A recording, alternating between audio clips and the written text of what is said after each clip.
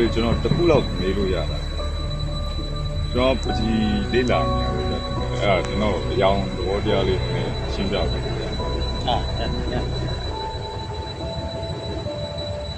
นี่กูป่ะเนาะ ရေဥပါပဲ ไอ้ลาเย็นนี่ปูเลยกว่าใช้ตัวมันละ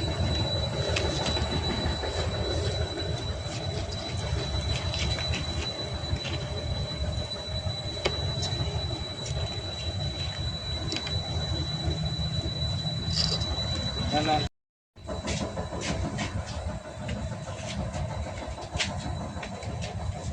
เก็บใส่ก่อน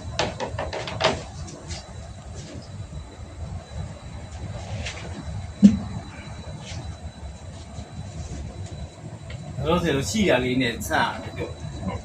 ไม่อยากเลยเนาะประมาณนี้ဒီဟာလိမ့်လိမ့်မို့နော်အော်ဂျီစည်းကြလို့ဂျီနဲ့ဂျီရတာပေါ့ဂျီရောอ่ะဂျီစည်းကြ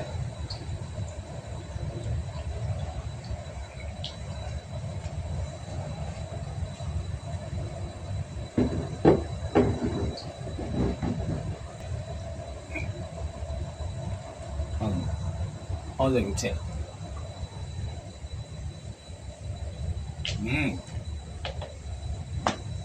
ဒါဆိုဒါဝါလိမ်မို့ဖြစ်နော်ခုနအနီလိမ်မို့ဒါဝါလိမ်မှန်လို့ပို့ပြီးတော့မှန်လို့တစ်ခါလဲခေါင်းနေတယ်တစ်ခါလဲထည့်ပြီးတယ်